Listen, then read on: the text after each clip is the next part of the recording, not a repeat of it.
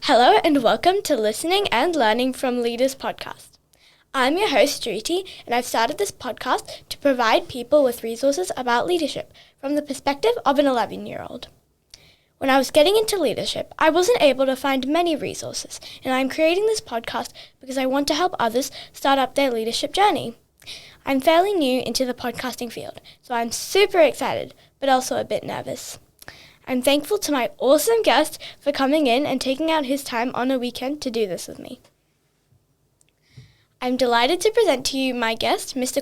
Chris Watson, who is currently working at Cyber Collab, doing cybersecurity. He has lived in 2 different countries, travelled around the world for work, and has had a few different jobs with very diverse industries. So his perspective on leadership will be unique, and that is why I've called him in today. So, welcome. Thank you for coming. Thank you very much for inviting me. It's a pleasure. So, how are you? Yeah, I'm good. It's a good start today. I've had a couple of coffees and raring to go. Some good conversation. Are you comfortable? Yep. Absolutely. Okay, great. So how's your day been? What have you been doing so far this morning? Well, not a lot, so because it's quite early for a weekend. But no, so as I say, woken up and made sure everyone has coffee at home and breakfast, and then shot on over. But at least it's warmed up a bit. So I've shared what I'm excited about, but what are you excited about? Good grief, that is such a big question. What am I excited about?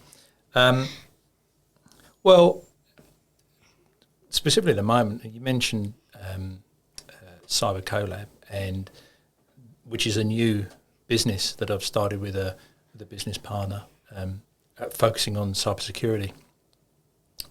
We're 7 weeks in. We're new, we're young, but I'm really excited about what we can build and grow. And I think, as we'll talk about as we go on, is actually helping other people to build and grow their journeys within cybersecurity. So that's what I'm excited about at the moment. Yeah. Great. So, can you explain your leadership journey in your own words? How did you get to where you are now? Yeah, again, another big question. I'm quite old, so it could be a long story. I think... So it's what we need. Well, that's it. We've got plenty of time. I think the first thing to say is I have never set out, my journey didn't start by saying, I'm going to be a leader. You know, that's, I never really thought about that as an ambition or something that I necessarily wanted to do. But I think my personality is such that I like to bring people together. I get enjoyment from bringing people together, sharing ideas, coming up with new ideas, having those sort of batted around and seeing if they should work, and then going, yeah, let's go do that and build something. So I think I kind of almost fell into leadership roles. But again, I know we'll talk about this a bit later, but I think my life and my experience and sort of the values that I have gained or developed as a result of those life experiences, I think are what make me the leader I am. And again, I know you'll tease those out of me a bit later, so I don't want to spoil all the fun. But, I grew up, I was born in the 60s in the East End of London, and I was a single parent family, and my mum was a full-time, she worked full-time, and she looked after my brother and I and my gran. And the point about saying that is not for anyone to feel sorry for me, because we certainly didn't feel sorry for ourselves at the time. But it really gave, I think, imbued a sense of what it meant to be respectful of people. We sort of, I grew up on a housing estate, so people were kind of on top of each other, almost sort of quite literally. So you had to learn how to get on with people. You had to learn how to compromise, maybe, but you certainly learnt to respect other people's backgrounds and views. Again, I grew up in a part of London where there were a lot of immigrants. So we had, I lived on a housing estate with people from Africa, from West Indies, from India, Bangladesh, Pakistan. So you kind of grew up in that, what people call the melting pot, but we all learn from each other around, I think, a mutual respect. So I think those were some of the values that I have brought with me in later life and adult life, and certainly that I try and reflect on as a leader. So would you say that like those experiences have helped you in the future to shape who you are now? 100%, yeah. And I think, again, I haven't written a book on this and I haven't read books on this, but my view is that I think if you're going to be, well, I think if you're going to be a successful human being, let alone a leader, you have to have that reflection and think about, or, understand the things that have happened to you in life and how you want those to shape the way you're going to go forward. So would you say that what happened like in your past kind of influenced you on like maybe later decisions that you've made in your life? Yeah, absolutely. I mean, sometimes consciously and sometimes subconsciously, I think, and excuse me, some of the harder things to deal with are those subconscious things, those sort of gut reactions to things, and you have to. And what one of the things that I've trained myself to do, one of the things that I've sort of my own little tips and tricks is, okay, is that instant reaction the most appropriate one? Is that the right one? And this is all going on my head, so I'm not saying things out loud to people, but is that the right one? Okay, let's have a think about that. So like thinking before you act. Yeah. Absolutely. Yeah. And I'm a shocker for being quite spontaneous. I think so. It's I've got to really, certainly when, I'm in a work leadership role, it's, there's always these sort of questions around, are leaders born or created, sort of kind of thing. And there's a bit of both. And I think one of that, can you train a leader, is if you can develop that art of just taking a beat, thinking about your instant reaction or emotion to something, is that right? Am I overreacting or underreacting to something? And then act. That's really important. So you mentioned work leadership. So what would you say out of work leadership? Yeah, I mean, leadership can be very broadly defined in a number of different ways. I mean, you can, in your friend group, when you're all making decisions about what to do on a Friday night or where to go, there's an element of, somebody may well take a lead in saying, I think we should go here and do that, so there's that sort of kind of thing. Or, if you're out, as I like to do, I like to go camping at the weekends, there's invariably a person who will say, right, I think this is the route we need to take and do that. So I don't think it's necessarily outside of work, I'm going to be a leader, but I think, again, there's just that innate character. Like those qualities of a leader that come out in different activities. But it's important to not sort of be obnoxious or, Yeah. Come on, everybody, we're doing this and nobody wants to do it. I think those same, the same rules that you would apply in work in terms of, okay, well, what does everybody think? What do we all want to do? And sort of think, okay, well, that's great, let's go do this, as opposed, I don't think many people enjoy being friends with a dictator too much, but... Yeah, so being open-minded to other people's ideas and considerate of what they want to do as well. Yeah. But and it's really interesting, and I think ever since you asked me if I'd like to participate in this and sort of the notion around I started thinking, oh my goodness, what is a leader? But I think so many of the qualities of a leader, for me, are what actually make a decent human being. Right, all the things that you've just mentioned around sort of being open and empathetic and consideration, they're kind of what I expect from a good person. So, next question. Before 16, what life experiences shaped your perspective of leadership? Before 16? Because most of our listeners would probably be. Oh, I see. I'm thinking, how on earth do I remember before 16? That's like over 40 odd years ago. No. Well, I think I've already mentioned it, and again, I don't want it to sound like a hard luck story. I don't know if you're familiar with Charlie and the Chocolate Factory, living in a small little house with heaps of people and not much. But that was my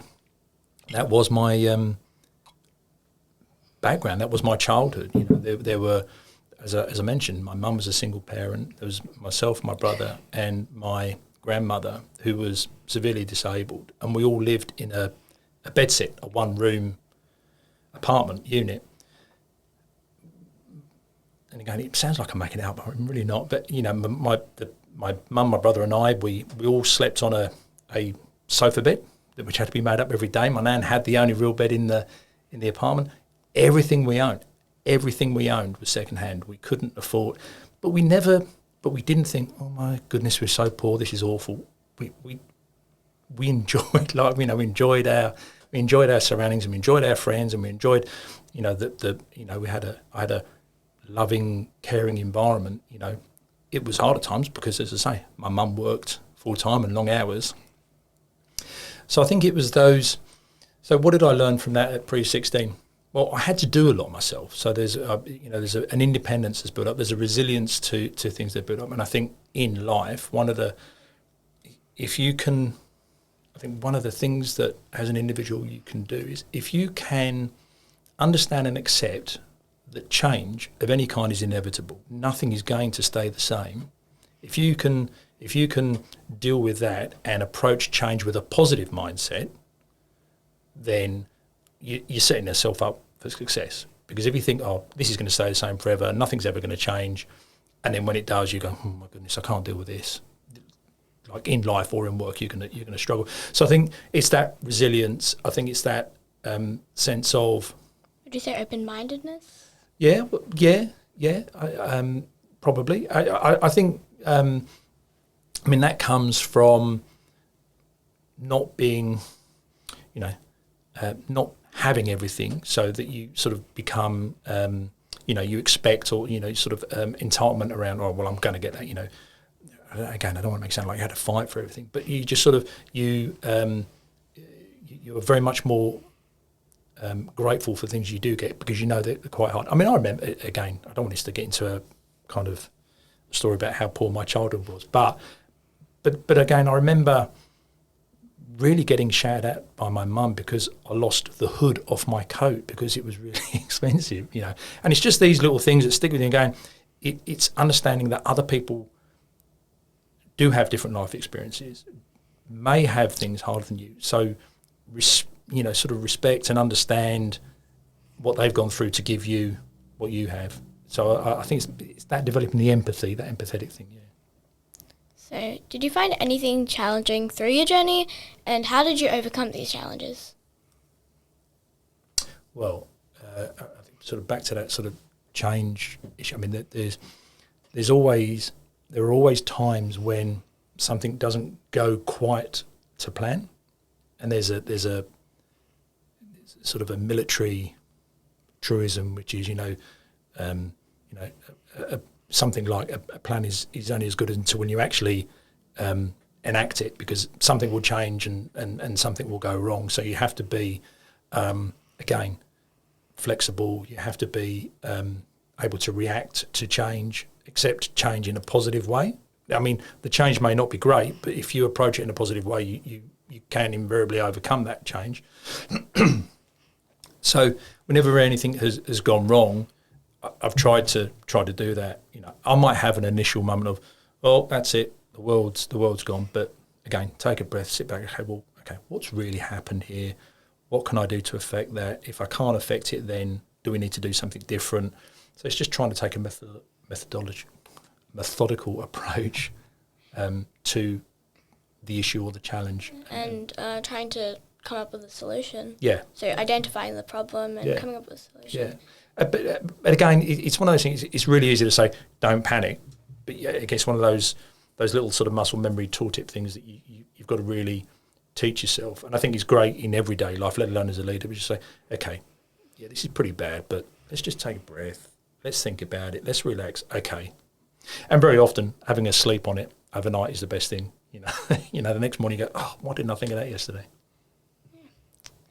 We're doing like a similar thing in our class. We're trying to find out our passions for a program we've called Exhibition. So our teacher told us to sleep on it and talk to your parents, talk to your family about maybe what you want to do, and Yeah. No, look, and again, I'm no doctor or anything else like that, but there's definitely some science in letting your brain do its work overnight subconsciously, and then you wake up, and it's amazing how many times you go, God, that seems so obvious now. Why didn't I think of that yesterday? Because I think again, it's all about giving yourself that moment to think. Because when you're in the moment, when something goes wrong, you kind of, your brain's firing off, going, I need to do this.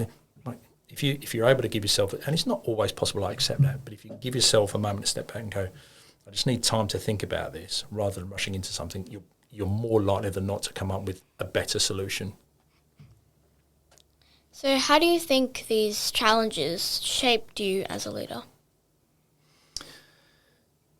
Well, again, I think to carry on that theme, I think it's just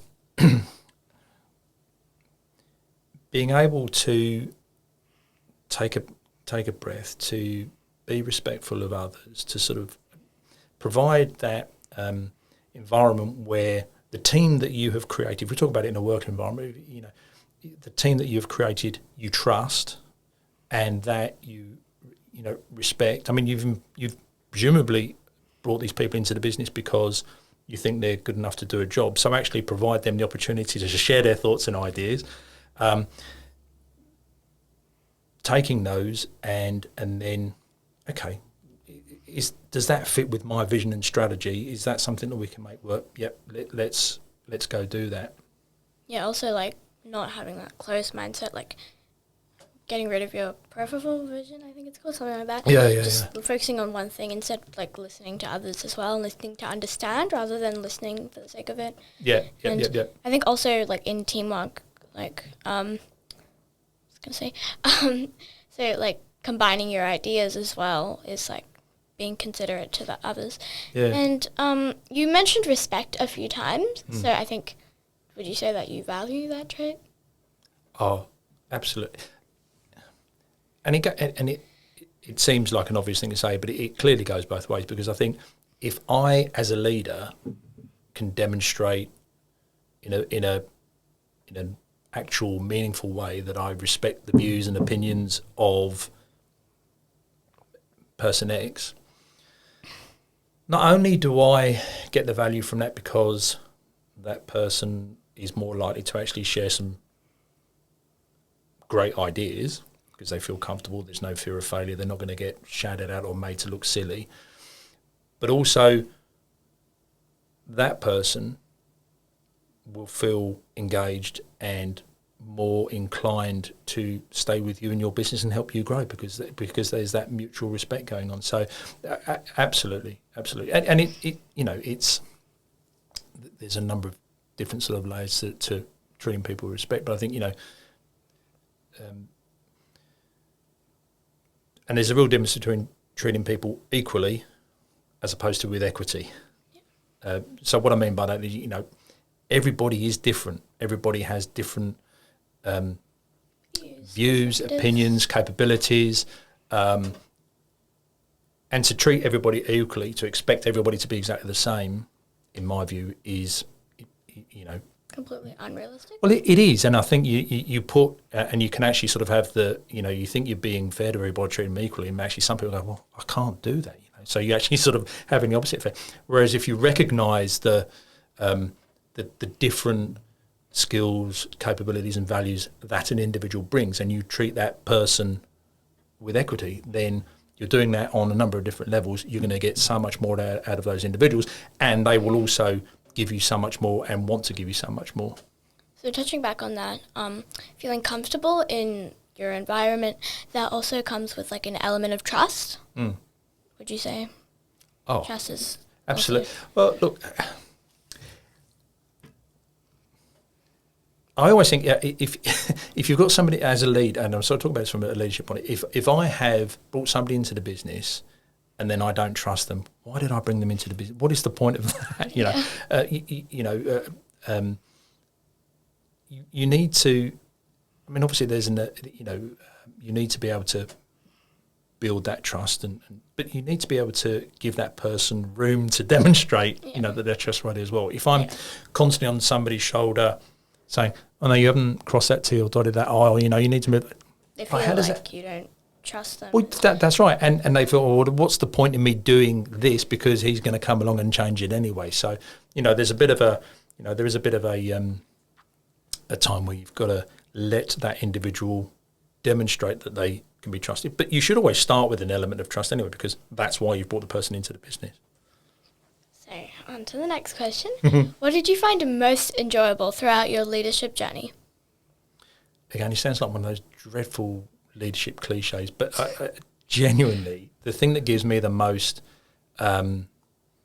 joy and excitement is to help an individual on their growth journey, to help them get to where they want to be. And sometimes it's not even realising that that's where they want to be, and then sort of unlocking that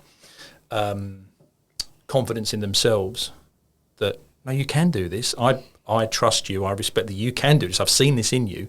Go do it. Don't worry if you fail.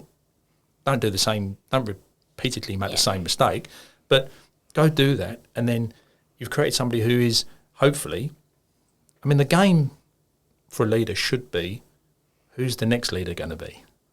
You know, you should be building that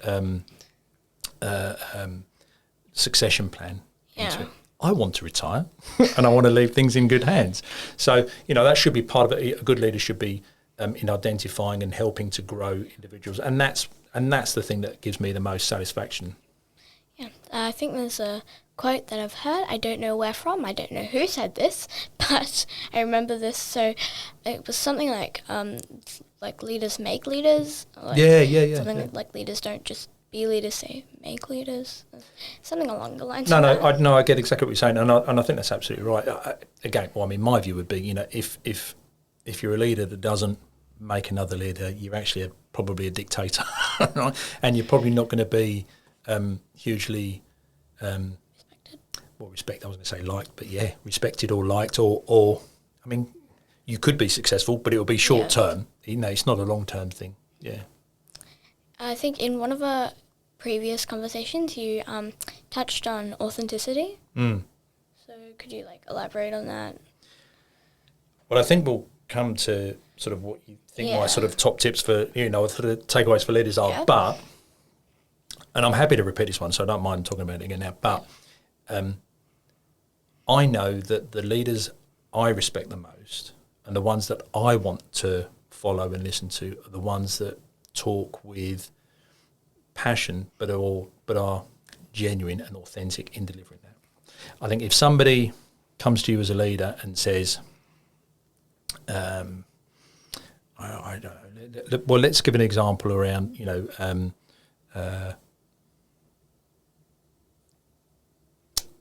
climbing a mountain. I've got a team. I've got this team, and each person in that team knows exactly what they need to do. As we're halfway up, we've got a plan, everyone knows what they're doing, we're halfway up, and all of a sudden you encounter a problem. You encounter a problem, whatever that may be. And if I'm not clear, if I'm not direct with what I want us to achieve, and I'm a little bit unsure about how we're going to do it, because I don't necessarily believe it, people are going to pick up on that and they're not going to be keen on doing that. I've always... And people, I think, generally can tell when somebody isn't being authentic or genuine. But if I listen to, and politicians are a great example of this. Next time if you have time in your life to listen to a politician, and then just watch and study and go, do I believe that they really believe this? Like watching their body language. Yeah, and just sort of how they deliver and sort of the, you know, you can really tell the difference between when somebody's talking about the party line as opposed to an area of passion. You go, and just sort of note in yourself, okay, yeah, I could go do that because I believe that person in what they're saying. So you get that. If somebody delivers a message with authenticity, and people can try and be authentic without actually believing it, but you have to have that intrinsic desire to want to do something. You go, yeah, I'm going to walk through a wall for that person because they absolutely believe what they're saying and what they want to do. Whereas if somebody's sort of, no, we've got to go over there and do that because I've been told we've got to go do that. You go, well, why would I do it? Yeah, you give me no reason to. And there's also no point in really leading them in it when you're not passionate about it. Yeah, exactly. Yeah. Look, it's a really important point because I think as a leader, you have to, you know, you've got to have a vision and a strategy, but you've got to believe in it because if you don't believe in it, then it will become muddled. It won't be clear to people, and when people are unclear around what it is that they're trying to achieve and how you're going to get there, and more importantly, how they fit into delivering that, it's not going to work. So you absolutely have to believe what it is that you're trying to achieve. Otherwise, it's just not going to work. If you're doing it just to, if you're doing it just to make money, and that's not in and of itself an awful thing. But if you do it just to make money, you don't really believe in it. It's not going to be a fun time. Yeah, because if you're like, with our passion project that we're doing in school as well, my teacher told us like this thing. There was a student, and they were doing something. They didn't like anything about this topic, but they still decided to do it because it would get them a good mark. Even though they're not passionate about it, and like the whole thing is kind of called a passion project. So. Yeah. Well, look, and I think again this is a really important point for leaders. If actually take a step back a second. When we were talking about the whole treating people with equity and respect and everything else, again, as a leader, it's really important to go, I know that you're really good at this, and that's something that you're passionate about. You do that, you're going to get a much better result. And you go, I need you to do all these spreadsheets. And there are funny people out there who enjoy doing spreadsheets, right? It's not me, but there are people out there who like it. But if you give that to somebody who doesn't like doing it, guess what? They're probably not going to be motivated to do it. Exactly right, and they're probably not going to do a great job. Whereas if I give it to you, who loves spreadsheets, you're going to do an amazing job, and you're going to go, thank you for giving me that, because I love doing that kind of work. So there's that aspect to it as well. But back to that authenticity bit. If you're just going to do something to tick a box, because it's something that would make you look good to the outside world, you go, yes, we have. A great example. Yes, we have an equal opportunity policy. Tick, we've got it. But if you don't actually believe it, and you don't actually reflect that in your hiring process, then people are going to see that and say, well, they don't believe what they say. It actually means that I can't trust that leader. I don't want to work for them. Yeah. So, who are you most motivated by, like a role model or anything that you've had maybe growing up or even now? Well, the obvious answer is always the same when people go, is my mother, right? Everyone always says my mother, right? As a role model. Look, I don't know that I've necessarily... I think it's probably a bit dangerous to say there's one person, because no one person is perfect, and there are qualities from qualities from multiple people. Is that like? I think that's a cooler way to talk about it. Is around what qualities. I think the things that I always resonate with leaders are, and it would be unsurprising to you that those who do treat people, do understand the differences in people and treat those people with respect and equity.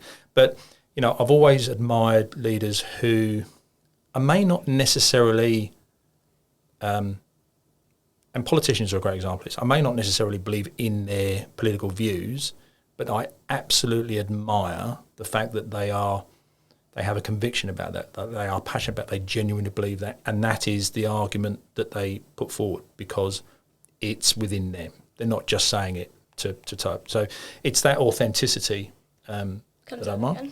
And I also admire, when I think back to, so you sort of mentioned about, I've done a number of different jobs. One of those was I was in the police in London, and I was on the riot squad for a number of years. And there was a particular leader there, there were two leaders, and one was an absolutely lovely bloke, really, really nice, but he couldn't make a firm decision on what we were to do. Should we go, like, he was a bit hesitant. I mean, I'm over-exaggerating, but this was sort of the general. Whereas the other leader was somebody who he didn't necessarily like. I wouldn't necessarily have a cup of coffee with them, but they made a decision. They said, this is where we're going to go, this is what we're going to do, and this is where we're going to do it. Let's go. Very clear, direct, and strong direction. Straight to the point. I wanted because I knew what I was doing. I knew it was clear in my mind what I was to do and why I was doing it. Sometimes it wasn't the right decision, but more often than not, it was. And that was what I liked in that person, as opposed to, yeah, you're lovely, I'd have a coffee with you, but my goodness, I wouldn't go into a situation with you because I don't know what we would do from 1 minute to the next. So why are you motivated to be a leader or a role model? Well, I don't think I'm necessarily motivated to be a leader. I think that's just sort of, I think there's an element of others, the leaders make the leaders thing. I think where I have benefited in the past is where people have gone, we think you demonstrate the right qualities, we like the way you do things, you should be a leader. So that's kind of, what motivates me is to continue that, what do they call it? Not pass it. Is it pass it on? Anyway, but continuing that to develop new leaders and to bring those people through. So that's what motivates me as a leader. I mean, obviously to be successful in the chosen. I mean, with Cyber Collab, this new business, I want that to be successful. But what really motivates me are the people and how I can develop and grow those, so that I can say, I've got the next generation. I can retire happy. So you seem really passionate about your Cyber Collab thing. Can you tell us more about that? Oh, well, I wasn't angling for an advert, but I'll take the opportunity. So look, cybersecurity is, I think, is something which is on a lot of people's minds these days, which probably wasn't a number of years ago.